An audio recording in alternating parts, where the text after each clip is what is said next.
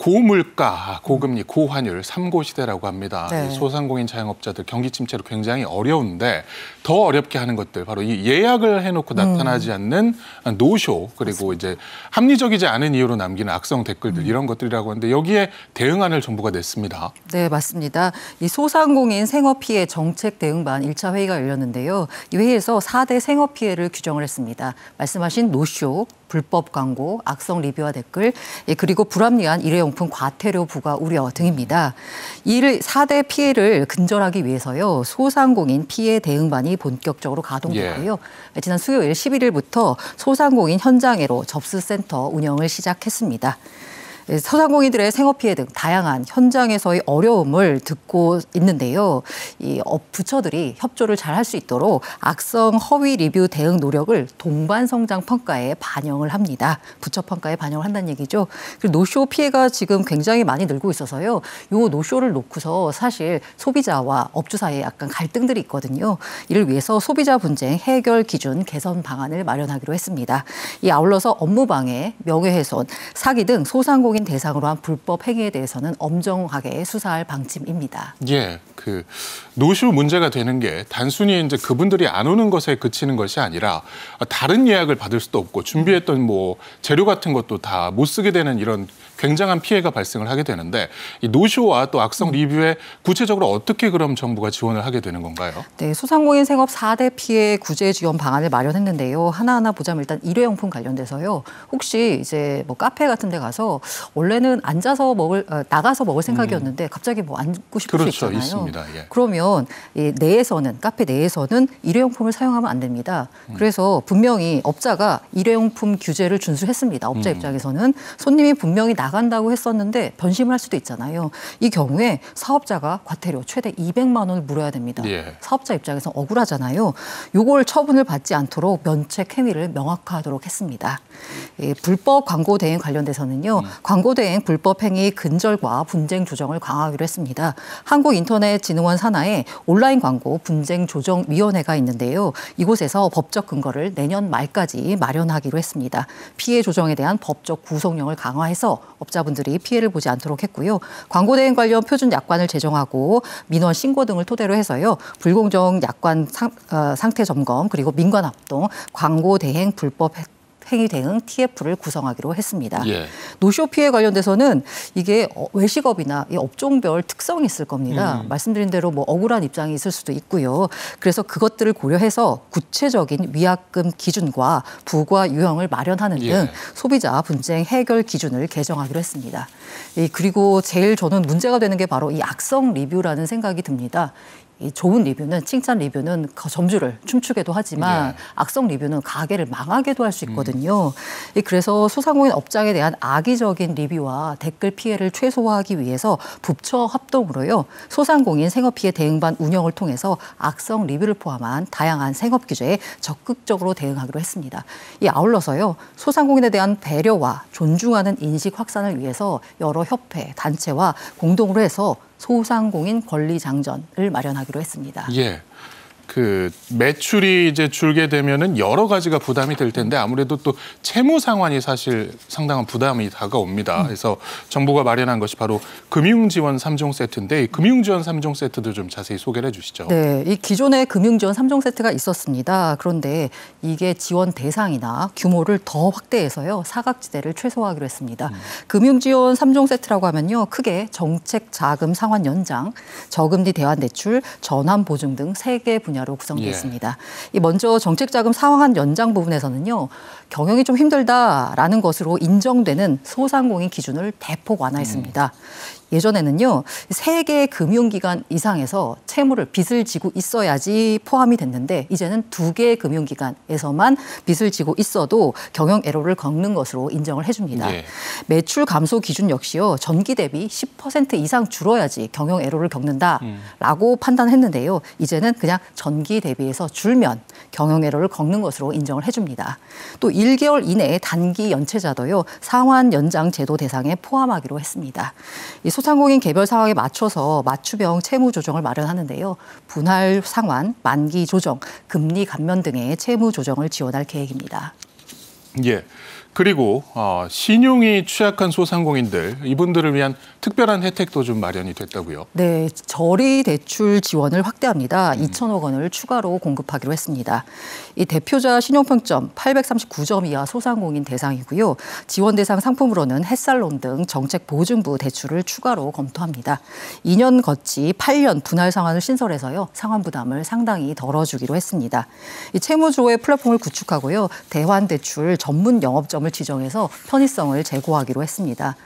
아울러서 지역 신용보증, 전환보증 규모도요, 27년까지 8조 원으로 확대할 예정입니다. 이 다중 채무를 고유한 기술 창업인, 그러니까 기술이 있어서 스타트업 같은 걸 창업한 분들이요, 이 대출 상환 부담을 완화시켜주기로 했습니다. 전환보증 확대로요, 약 27만 7천 명이 수혜를 볼 것으로 예상이 됩니다. 예. 금융지원 3종 세트 이렇게 마련이 됐는데 이걸로 지원을 받으시고 성실하게 상환을 할 경우에는 인센티브도 좀 주어진다고요? 네, 맞습니다. 이 열심히 갚는 사람에게는 뭔가 혜택을 줘야지 다른 사람들도 혜택을 받았구나라고 해서 열심히 갚을 거 아니에요. 그래서 1,000억 원 규모로 소상공인 제도전 특별 자금을 지원합니다. 전환보증 플러스 특례 보증을 신설해서요. 최대로 3천만 원까지 추가 보증을 지원합니다.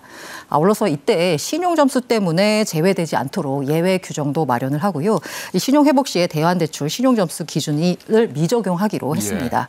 아울러서 말씀드린 대로 소상공인 대환대출 채무조회 플랫폼을 구축해서요. 좀 더 편하게 이용하실 수 있도록 바꾸도록 했습니다. 예.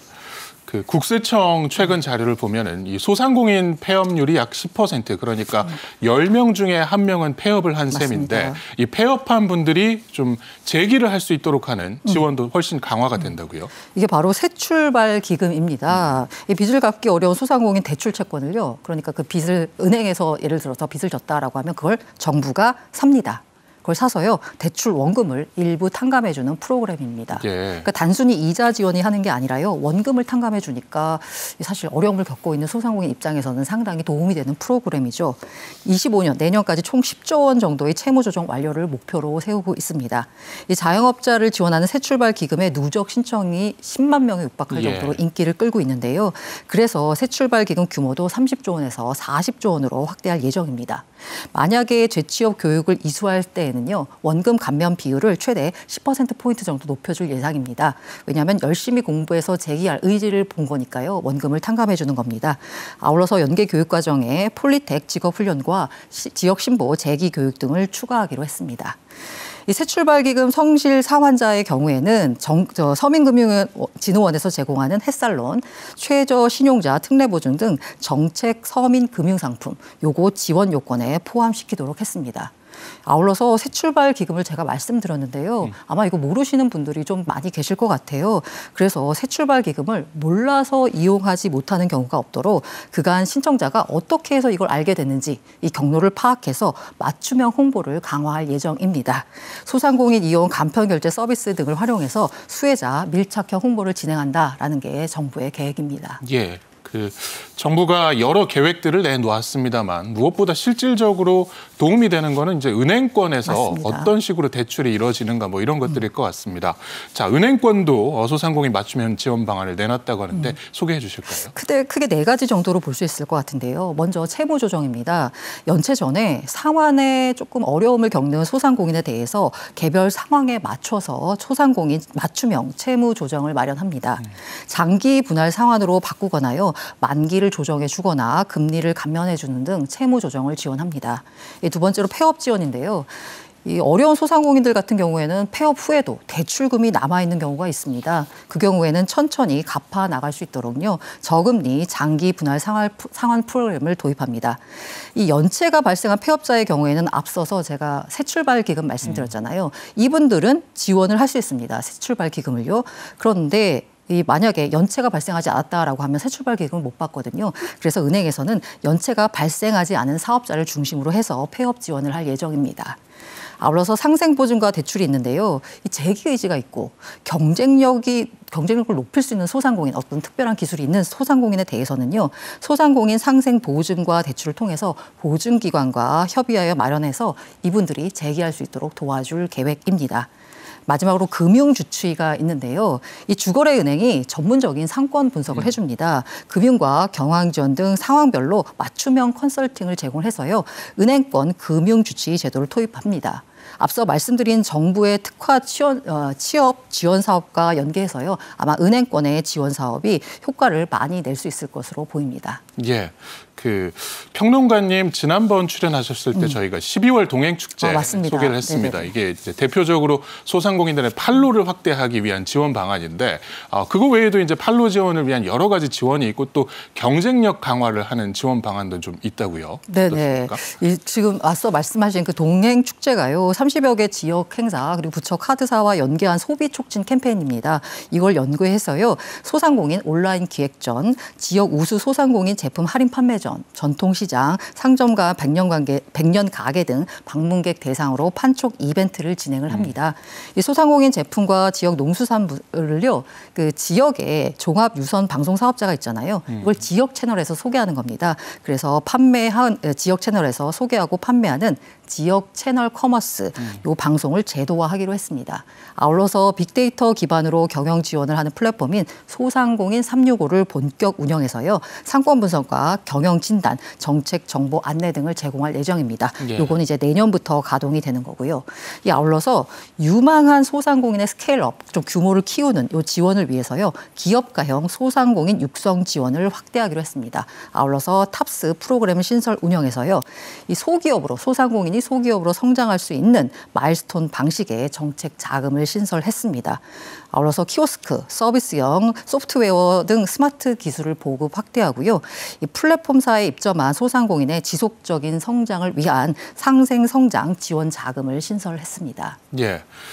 저는 베트남 쌀국수 굉장히 좋아하는데 그래서 먹으러 가면 베트남 분들이 실제로 서빙을 하신다거나 이럴 때 좀 현지에 가 있는 느낌도 나고 해서 상당히 좋더라고요. 그리고 이제 고용주 입장에서 인건비도 좀 절감이 되는 부분인데 이런 분들 좀 고용하는데 여러모로 규제라든가 좀 허가에 좀 어려움이 있었던 것 같은데 이런 것도 좀 완화가 된다고요? 네, 맞습니다. 이 소상공인 입장에서는 여러 가지 경영에 부담이 되는 규제가 있습니다. 이 규제를 개선해 주겠다라는 건데요. 말씀하신 외국 인력 고용 허가서 발급 기간을 단축해 주기로 했습니다. 이거 나올 때까지 기다리는 건 좀 쉽지가 않거든요. 근데 이걸 단축해 주고요. 음식 숙박업 관련해서는 외국 인력 고용 요건을 완화할 것을 검토하기로 했습니다. 아무래도 실질적으로 일하는 분들 가운데 외국인이 많은 건 사실이니까 이분들이 법적인 제도 틀 안에서 일할 수 있도록 제도를 마련하기로 했고요. 그리고 노란우산공제 미환급금 지급 개선 방안을 마련해서요. 미환급금 소멸시효 연장 중단 등을 검토하기로 했습니다. 받을 수 있는데 기간을 놓쳐서 못 받은 분들을 받을 수 있도록 하는 거고요. 아울러서 버스 터미널 내 입점 가능한 편의시설을 확대하기로 했습니다.